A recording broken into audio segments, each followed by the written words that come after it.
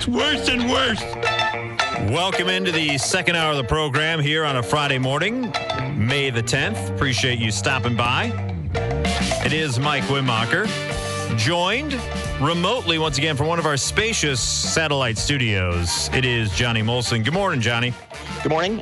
Checking out the studios on the eastern coast of Lake Michigan here in St. Joseph, Michigan. Okay. And reporting on all the latest news from St. Joseph, Michigan.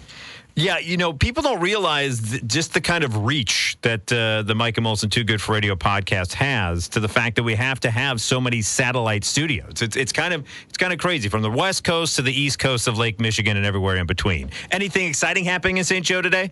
Well, it's part of our commitment to you. You know, you see something and suddenly like Anderson Cooper is standing in Ukraine because something blew up, you know, and right. It's the same thing here. It's like, somebody knocked over a garbage can in St. Joe. I better go report on that. Exactly. The hard-hitting news that happens daily in St. Joseph, Michigan. So we appreciate you joining us. I want to get your take on this. Now, this seems like one of the most misleading headlines I have ever read for an article. It says, New Jersey man said a fortune cookie predicted his lottery prize.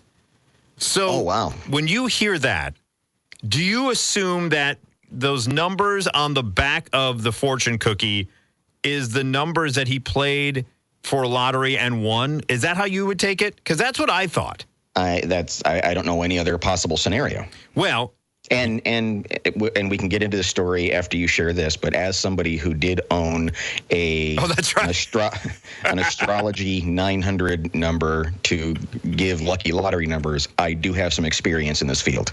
Yes, we'll get to that momentarily. So when I read that, I go, okay, that checks. That the fortune cookie with the numbers in the back, that's probably what transpired here.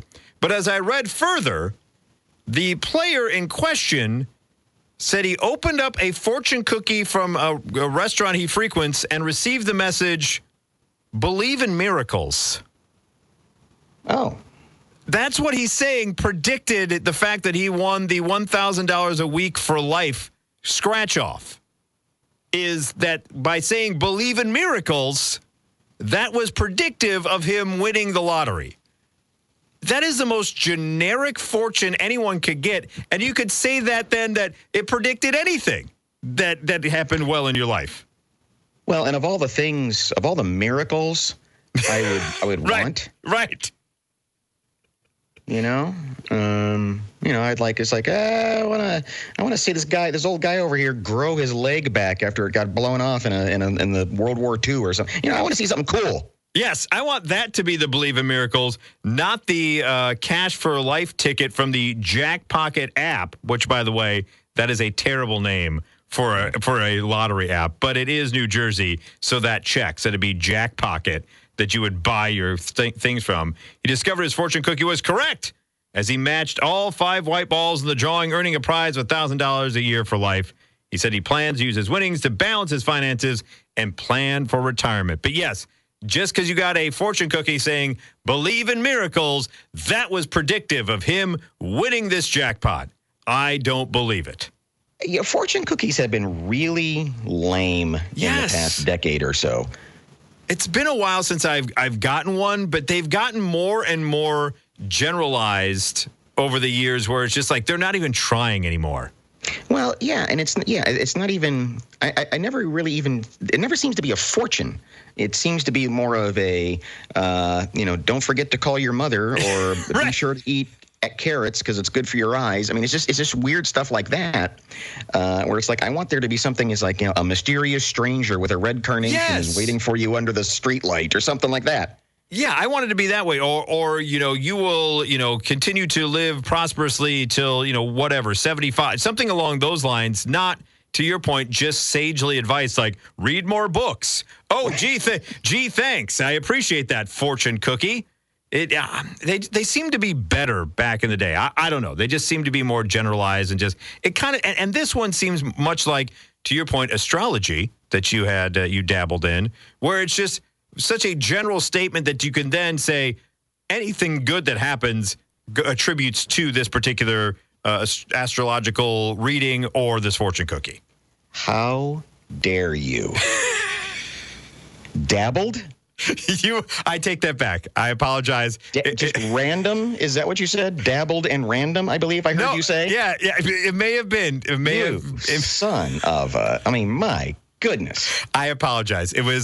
For those who don't know, I'll let you now take the floor here, Johnny. There was Miss Cleo, and then there was Johnny Molson. So my apologies. You are a highly esteemed astrological 900 number.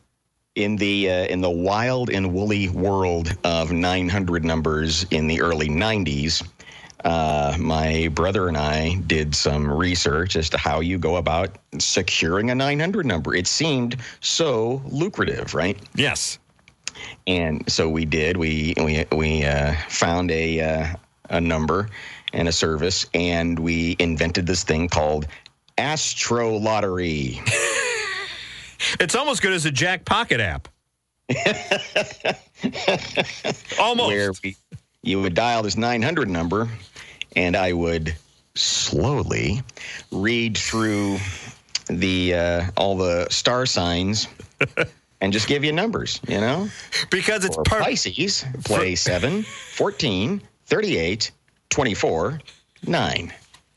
Because it was per minute, that's why you had to read it a little bit slower. Yes, exactly.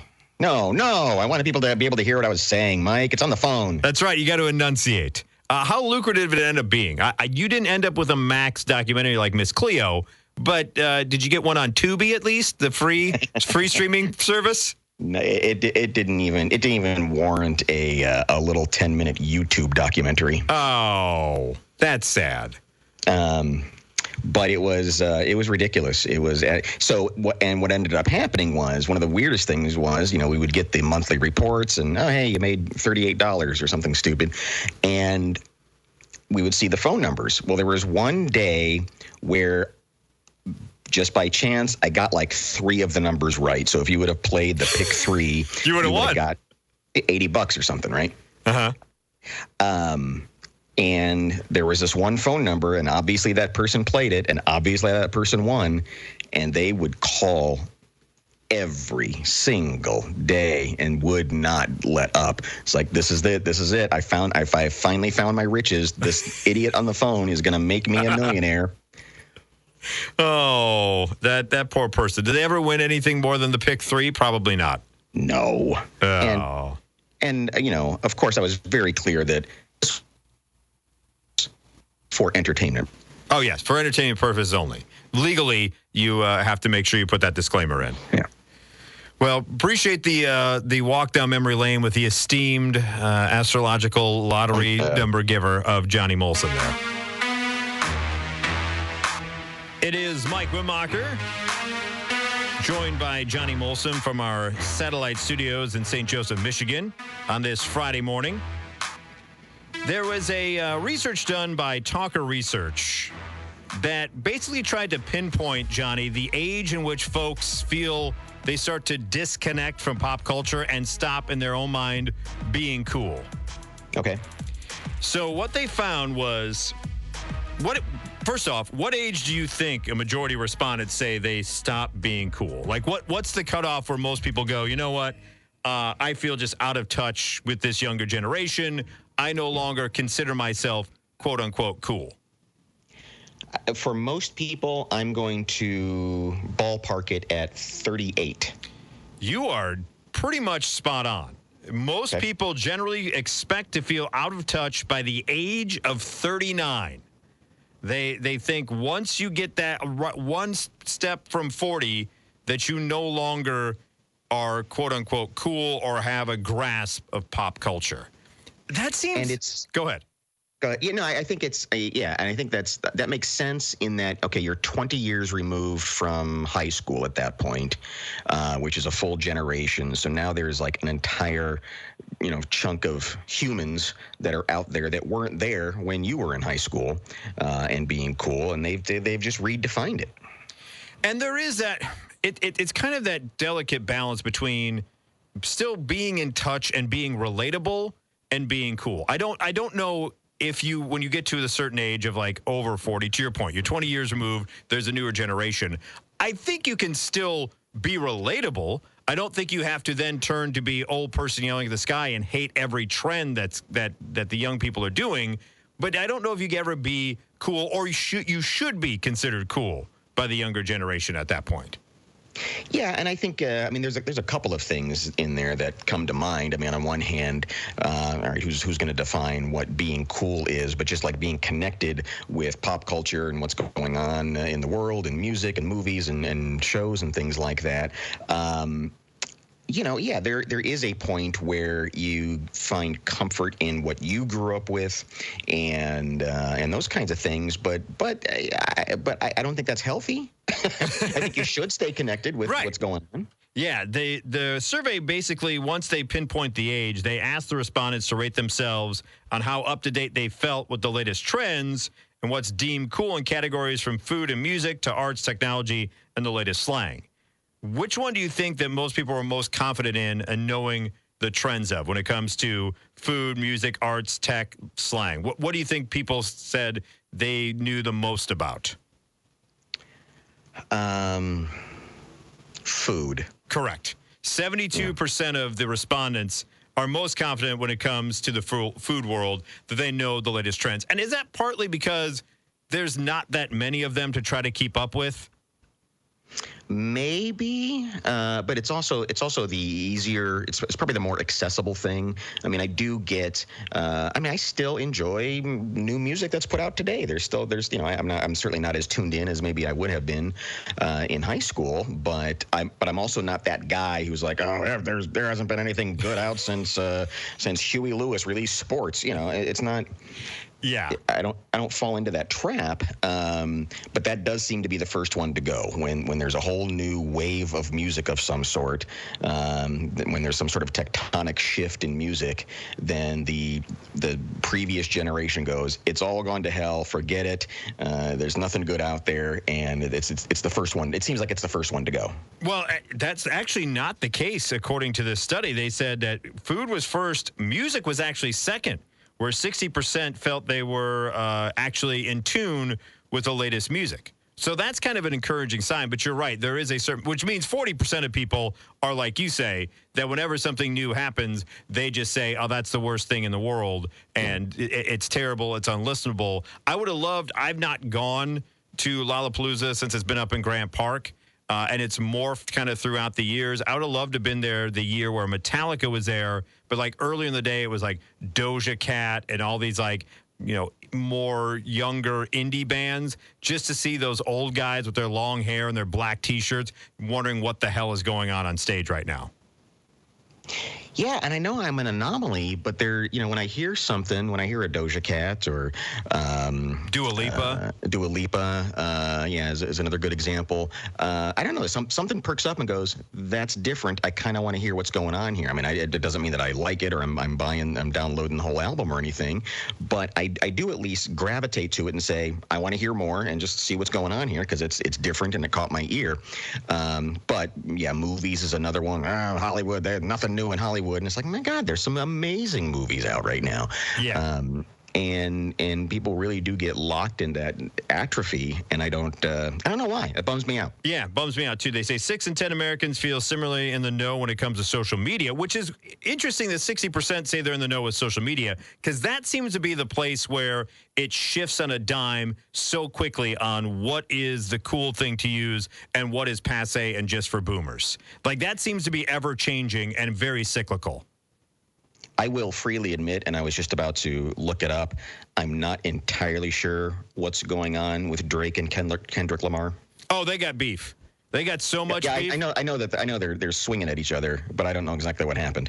I don't know what precipitated it, to be honest with you, but I know that they've gone back. Like, that's all they're doing is diss tracks back and forth. And like, Drake has been using AI and using AI voice of Snoop Dogg to rip on Kendrick Lamar, and then Snoop Dogg got mad at that. Like, it's a whole thing. It is like its own reality show going on right now. I mean, I saw this morning that Barack Obama weighed in on it, and I thought, okay, I better probably check this out, because if that old fart is weighing in, I should at least know what's going on. Right, exactly. I can't wait now until the debate question with the 77-year-old and the 81-year-old is what side of the Kendrick and Drake beef do you fall on? I can't wait for that to be a question. They 55% say they kept up on movies. 49% latest tech. Modern slang is the lowest sector for people to feel truly confident in being up to date with 40% saying they feel out of touch on that. And I think that's true. And that's something you should stay out of. When you get to a certain age, it just sounds ridiculous when you try to say it. And you're also ruining it for kids. If you start saying it, then they can't use it anymore. They said surprisingly, knowledge of celebrities was the second most common thing for people to lose track of. 1 in 3 respondents say they've lost grip on who's who, and 2/3 felt that a person's taste can be improved, while 17% felt the opposite, and that our tastes are much more inherent. So 39 is the age where you start to feel, quote unquote, uncool. But like you said, I don't know what constitutes cool, but just always be open to things, I think, is the biggest takeaway from this. Yeah, I mean, stop being such a stick in the mud. There's cool stuff out there. Yes, there is. Just be open to it. We'll take a break. And if you want to know, just ask me. I will tell you what is cool and awesome and hip, because I am hip. You are hip, and you are, a phenomenon within the astrological community as well, with the fact you're able to pick winners with your numbers. So yes, when you think cool, you think Johnny Molson. We will take we'll take a break.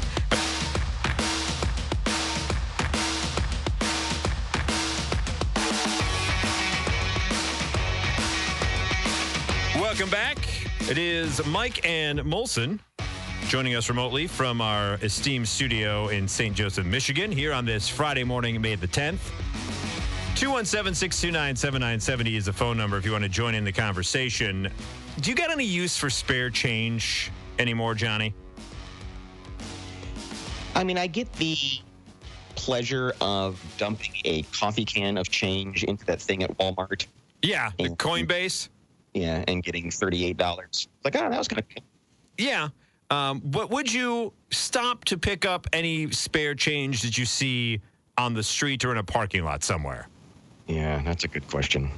Because that is what U.gov asked in a recent research question. They asked, what is the smallest value single coin you would stop to pick up on the street? So what is the smallest value? So what is the cost-benefit analysis to you? You see a coin on the ground. What is the lowest denomination that you are willing to stop and pick up?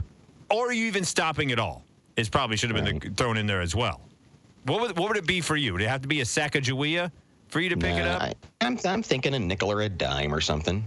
No. Surprisingly, the number one response was 50% at a penny. That was the number one that they'd be willing to stop and pick up on the street. 50% of respondents said a penny. Is that even worth? I understand there's always that find a penny, pick it up, and then your day be full of luck. I understand the limerick. But has that ever worked out? Have you ever picked up a penny? Much like the fortune cookie thing to start the hour. Have you ever picked up a penny and then a windfall of good luck has come your way? Well, and I wonder how much of the picking up a penny has to do with superstition. True, that you don't. That may be the one that if I don't pick that up, I won't have good luck. So right. I feel obligated now because of what I've been told my entire life. Because I do wonder. I mean, there have been times where I don't know. I mean, I do just like, oh, there's something. I'll pick it up or something. But I don't know. It's a good question. I'm trying to remember the last time I picked up coins. Well, there's so few and far between anymore that I don't. I'm the same way. The last time I saw it used to be, I'm going to use a big word here, ubiquitous, where you would see these coins on the ground. But as we've phased out and become more cashless for a majority of individuals, you don't see those coins as much anymore. And when you pay with cash, I think that's one of the things that cashiers hate the most is then trying to count out the change because some kids don't even know what they're like, I have no idea what this is. Is this supposed to be, how much is this actually, what's the worth of this? 25 cents. I've never heard of that before. Yeah, I think there's, yeah, you're right. Remember you used to walk past a payphone and stick your finger in the thing just to see if... You would pull down the thing and be like, is this going to be my big payday? And when you heard them start coming down, you're like, sweet, I have maybe 55 cents coming my way. This is going to be awesome. It's going to be a great day. Yeah, that's interesting. It probably is a combination of we're not using cash as much as we used to, and we also just don't value it like we used to. No, we don't. So I was kind of shocked though that the penny and overwhelming. There's nothing else even close. Like second place was a quarter at 13%. Hi on WMAY. Good morning. I'll usually stop and pick up silver. Sometimes if the penny's heads up, I'll pick it up. But I've got a question to both of you relating to this topic and this subject. I mean, you go into a convenience store, you always see those give a penny, take a penny bins. Yes. And sometimes they're empty and sometimes there's 10, 15, 20 cents in it. How much money do you think is actually laying out on countertops right now that is unclaimed, that you could just, if you had the time, just swoop down and pick it all up? That's a great question. I would love to see appreciate research on that. Yeah, that is a great question. Wow. Nationwide? Boy, there's probably more than you think. Would you think you would get into the thousands of dollars of the take a penny, leave a penny nationwide at convenience stores and different places around the country? That's not crazy. I mean, you think of all the, how many gas stations and convenience stores there are just in one city, just in this city, and this city where I am. Yeah. It probably does add up. I think it does, but I imagine to collect it all, you probably pay more in gas money to get it all than you would recoup any type of extra kind of monies on top of it. Boy, that's a great conspiracy thing, though, to just suddenly dump that into the economy and wreck the marketplace. Right. It's like nobody can explain why all this money suddenly entered the stream. Talk about meme stocks. We all did the leave a penny, take a penny takeover. What's happening here? Did Bezos sell? What's going on? What's going on? There's a run on pennies in our economy now. What's going on? We just took all the Kramer's pennies. Losing his mind on CNBC. This doesn't make sense. Yeah, Jim Cramer. Oh, my God. He's hitting his bear and his bull at the same time. He has no idea. He pulls out scanners. His brain just explodes live on television. Yikes. Yeah, 13% of people would pick up a quarter. 11% would stop to pick up a nickel. And just 6% said they would stop to pick up a dime, while 3% was bend over to grab something larger than a quarter. What do you find larger than a quarter just sitting around anymore? Do they still even make 50-cent pieces?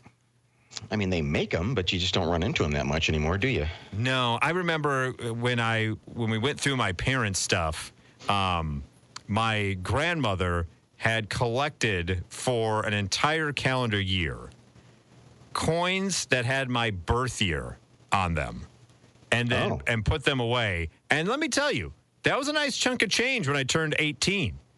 That we dumped into, but I wasn't allowed to turn in the 50-cent pieces because, we had to hold on to those in case they eventually were ever worth more. Well, it used to be 50-cent pieces used to be silver. Oh, okay. Maybe that's why. And dollar coins used to be silver as well. Maybe that's why I was told to keep those. So that might have been part of it because they went from Eisenhower to Kennedy. Okay. And, when the Democrats started getting involved, that was just, look, it's time for a commercial. Yes, time to go to a commercial break here real quick. By the way, coin collecting, kudos to you if you do it. But I had a friend who did that growing up, and it was the most boring thing when he showed me his coins. Mm-hmm.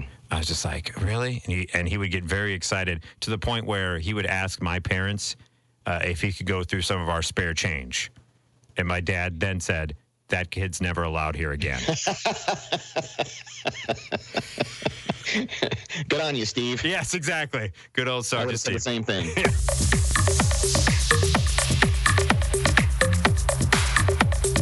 It is Mike and Molson with you here on WMAY on this Friday, May the 10th.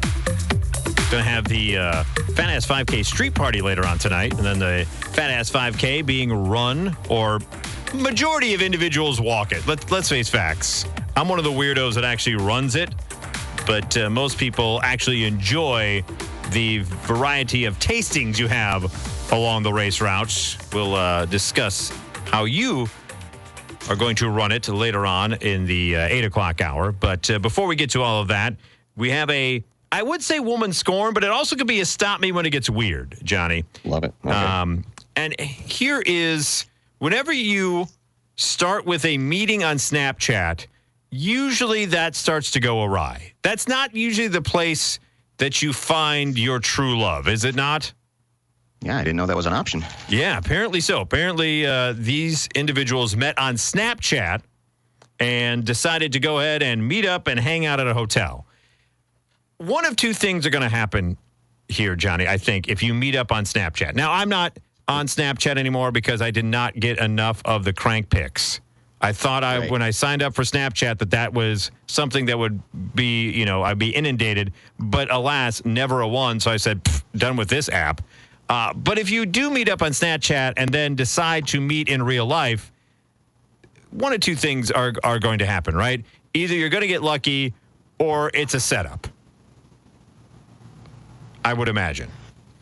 Yeah, it does seem like you're rolling the dice there. Yeah, so these two decide to meet up after meeting on Snapchat, going back and forth, private messaging. They meet up at this hotel and hanging out. After a night of drinking, so they go to the hotel bar, getting verschnockered. The victim in this particular story says he fell asleep. So he gets super wasted, passes out in the hotel, and guess what happens next, Johnny? He lost his kidney. No, that's a great guess. But when he wakes up, he has his clothes, his cash, and his mom's car were all gone. Oh, man. Yeah. The things we do for love. Yeah, he said he lost everything but his boxers. Oh, man, he's living a George Costanza episode right there. Yeah, the woman is also accused of taking the victim's gun. Hotel security cameras captured leaving the emergency exit. Detectives are now using that to identify her and charge her. They can't just... The Snapchat is no help? She didn't use her real name for her Snapchat account? That's not going to help them at all. I guess Snapchats disappear after a while, but you would think police forensics could find a way to still find those particular Snapchats and those messages to more easily pinpoint who just stole this man's clothes, cash, and mom's car. It's connected to a phone number or an email, you would think, but I don't know. That's incredible. And man, just I don't know. The one night stands are harrowing anyway. But at least do a reputable one night stand and go through Tinder. I mean, what are you doing going through Snapchat for your one night stands? That's where you go awry. I don't know the mechanics of even how that works, but gosh, we are. What are we? As advanced as we are, we're so much dumber. Yes. Right. I mean, that is the equivalent of picking up a hitchhiker, of screwing somebody you found on Snapchat. Right. Yes, exactly. To randomly go, yeah, you know what? This seems good. This seems like something I should do. I'm going to take mom's car, which may be a key of why he was so anxious to actually go to this. Yeah. Wow. If it's not his own car, he's going to go take mom's car down to the local hotel because he's found true love via Snap. That's not a statement or a sentence that anyone has ever started with the history of anything of, well, how did you guys meet at the wedding? When they get asked, well, we met on Snapchat and then immediately went to the hotel bar and, well, now here we are, 6 months later.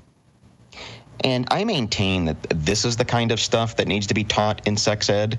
I mean, the mechanics of sex, I think you could probably just figure that out just because we're animals. Yeah. But, just the stuff like, you want to know the person, meet them in, face to face, have dinner, I don't know, shake hands, anything before you get here.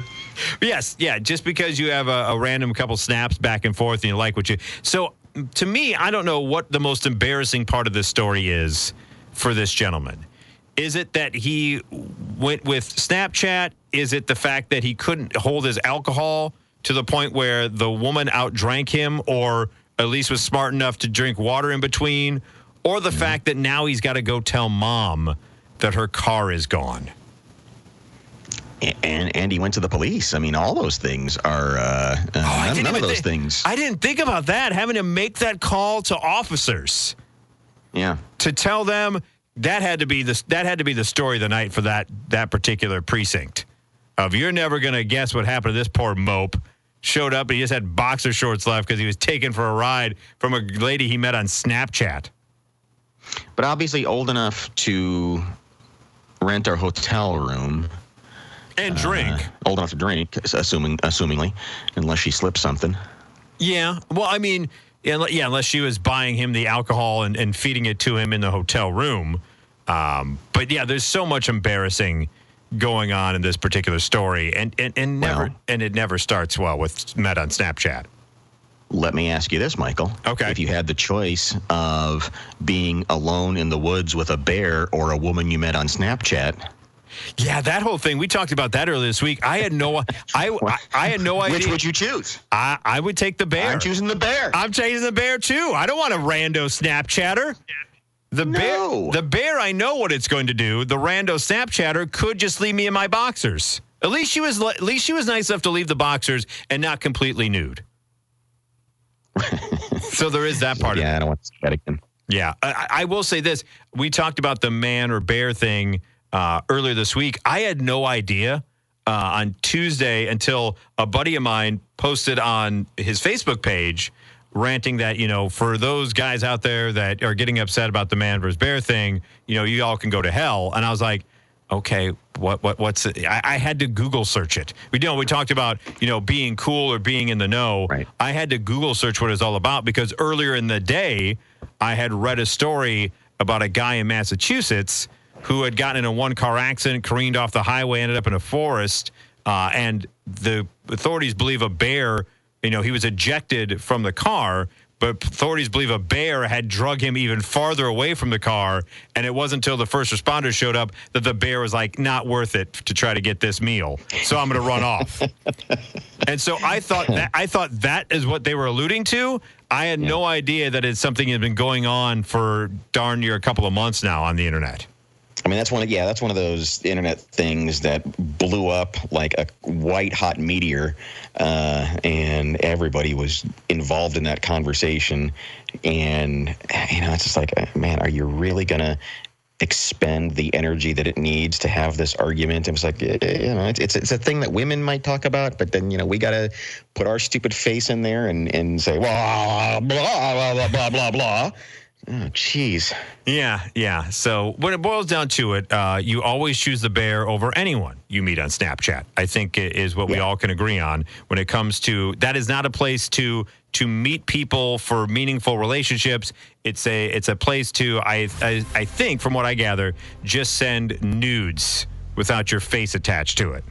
And in hopes that it goes away. I've been getting a lot of nudes. I've been asking, and I just don't get them. Yeah, you're doing things wrong. You're not asking the right people. Apparently, what a surprise! I'm doing things wrong. Oh, I made it real. I apologize for that. We'll take a break for ABC News here at the top of the hour. Then look at local headlines with Jim Miller. Speaking of internet trends, we will begin the 8 o'clock hour. Apparently, there is in my eyes, and your mileage may vary, a disgusting trend for a secret drink at Sonic that is taking over the internet.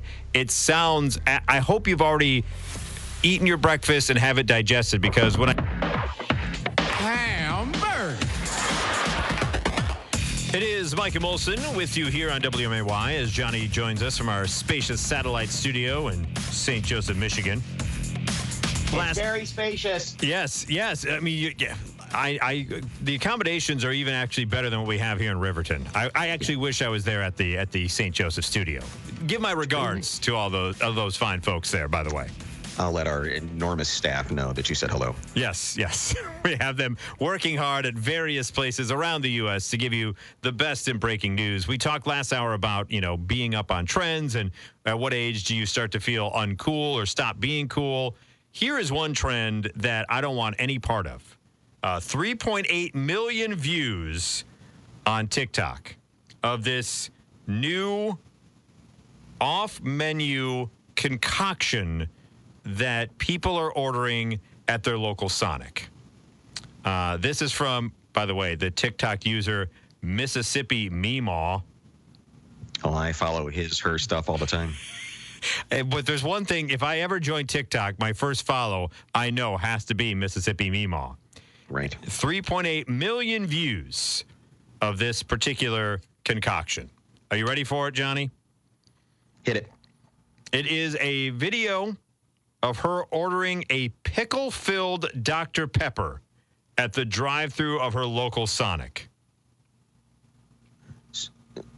It's Dr. Pepper inside of a pickle? No.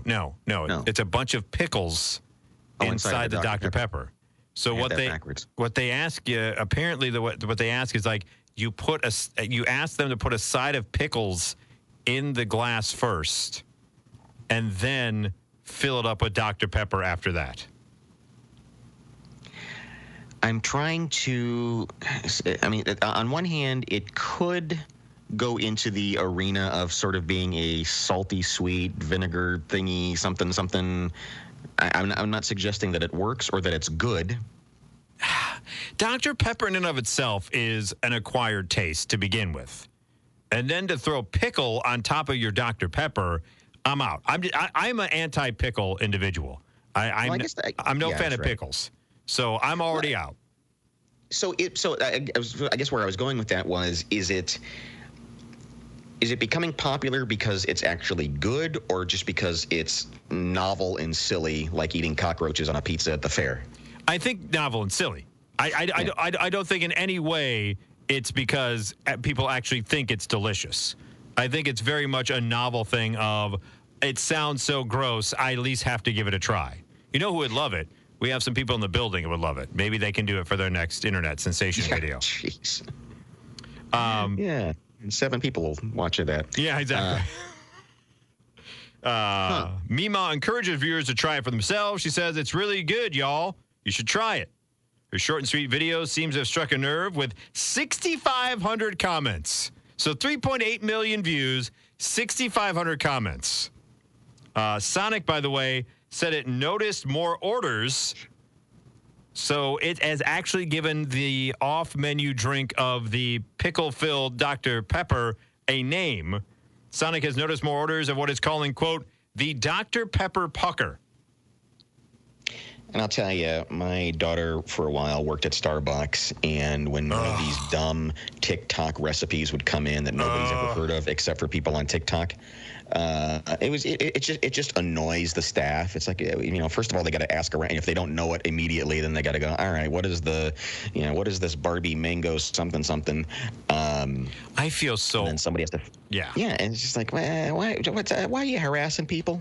If it's not on the menu, you can't order it. That's not okay. When it's kind of the tongue-in-cheek, like known unknown, like what is In-N-Out Burger or whatever has like the off-menu fries or something, like the monster fries or whatever, that's not technically on there, where you get the basically the burger sauce on the fries type thing, is one thing.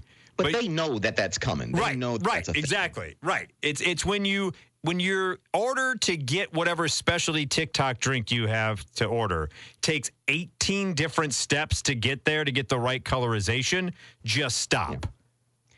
Yeah, I mean, some doofus in Lubbock, Texas gets it orders it at a Sonic, and now you've got somebody in Portland, Maine has to figure out what's going on. And it's just you're just harassing the workers for no good reason. At least this one is relatively easy, of just stacking a bunch of pickles in the Dr. Pepper.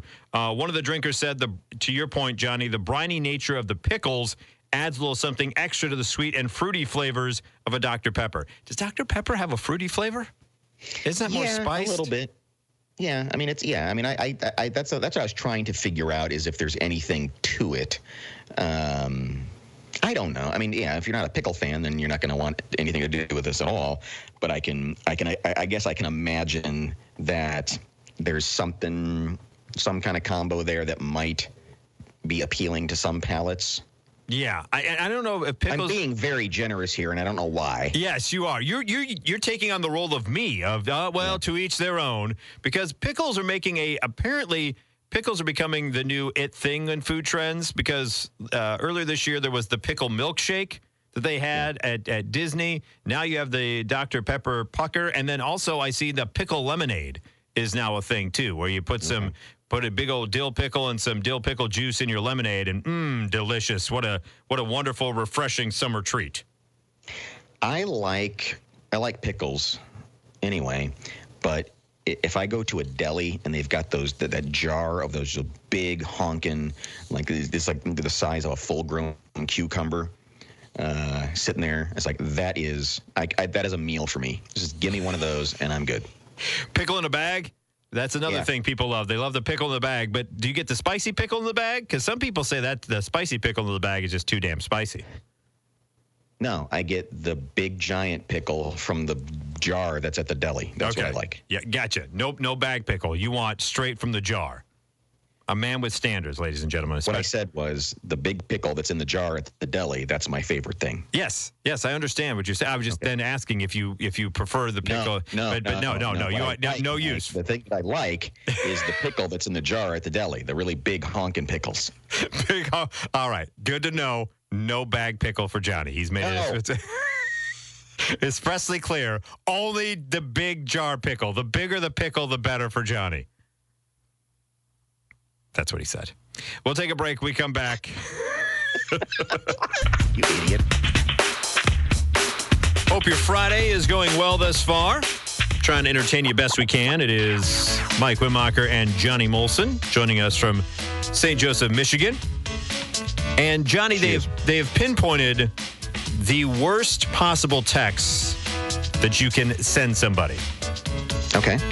And here it is. It's just 3 words.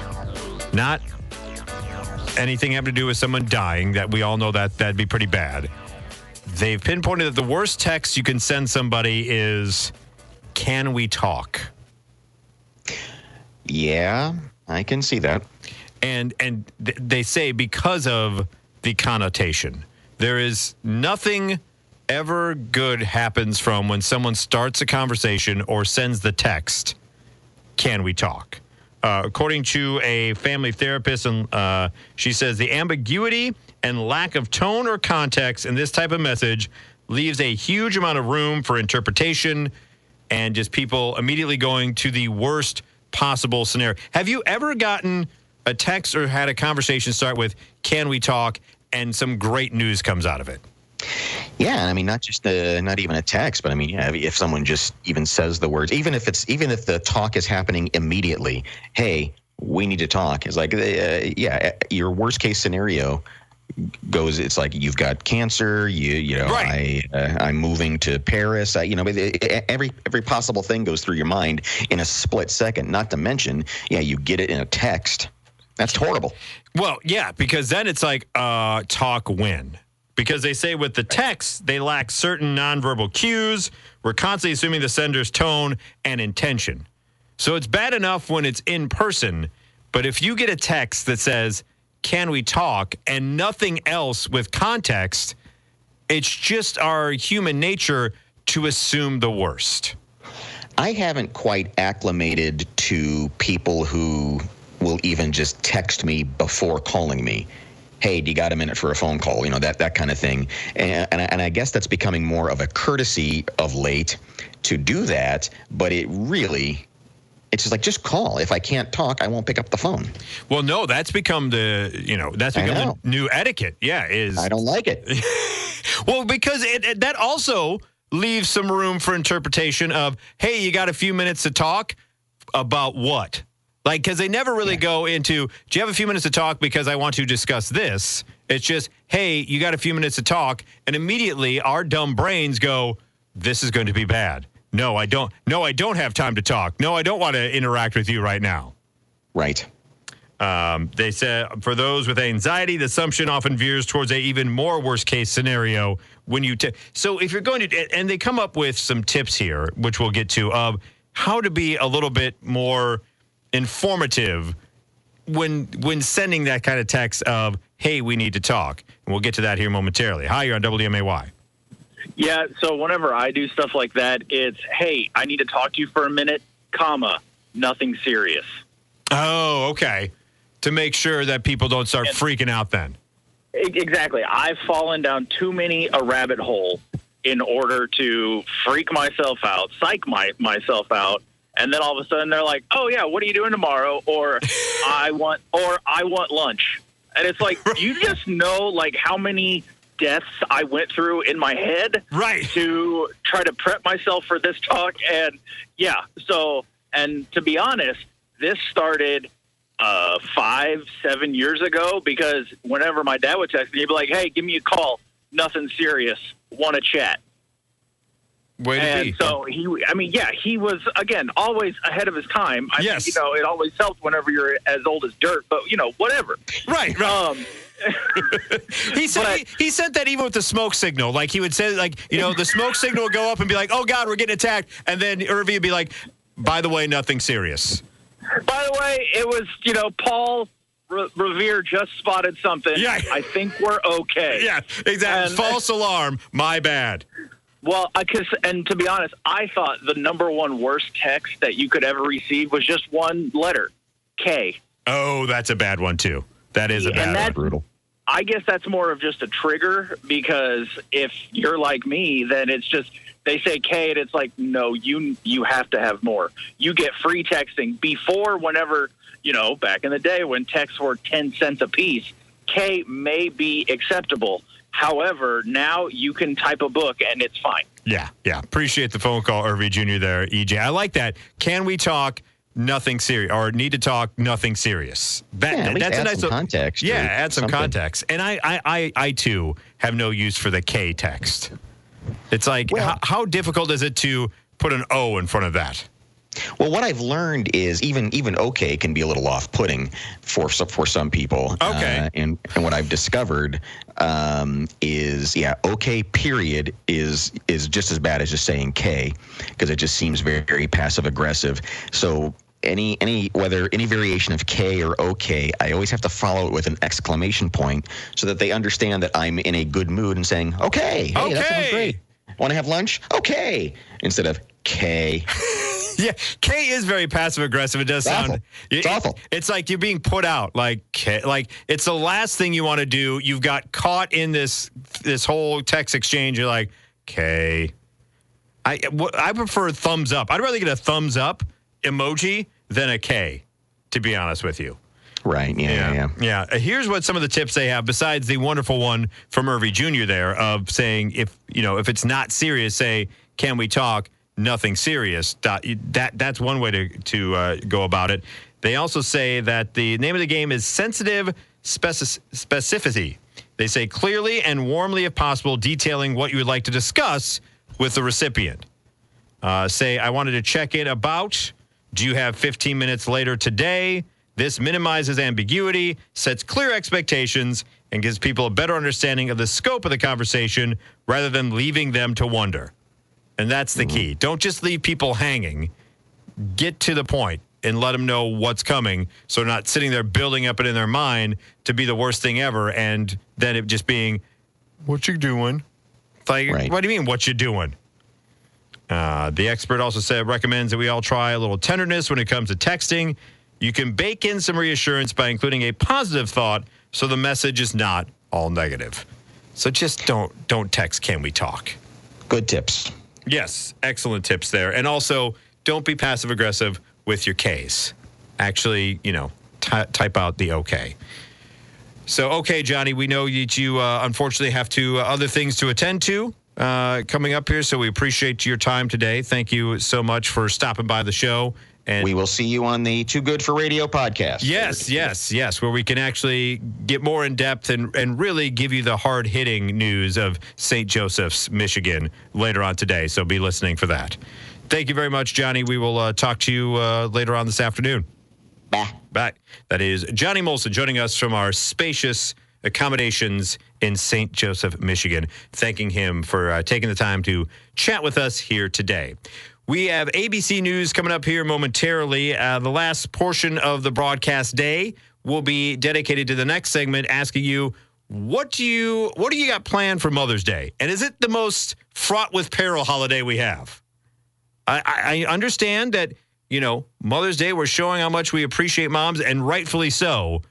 But I feel like in the hierarchy of holidays, it's the one that if you goof it, you're going to pay a ton of consequences for. So we'll have that discussion coming up, and also we'll end this hour of the program and the broadcast today with a discussion about the Fat Ass 5K going on tomorrow. And you can, at me, I'm going to open the phone lines at 8:50 when we come back and talk about it, and you can just lay into me for actually running the Fat Ass 5K and not partaking in what makes the Fat Ass 5K the Fat Ass 5K. So we'll have that to wrap up. Almost like the celebrity roast of Tom Brady.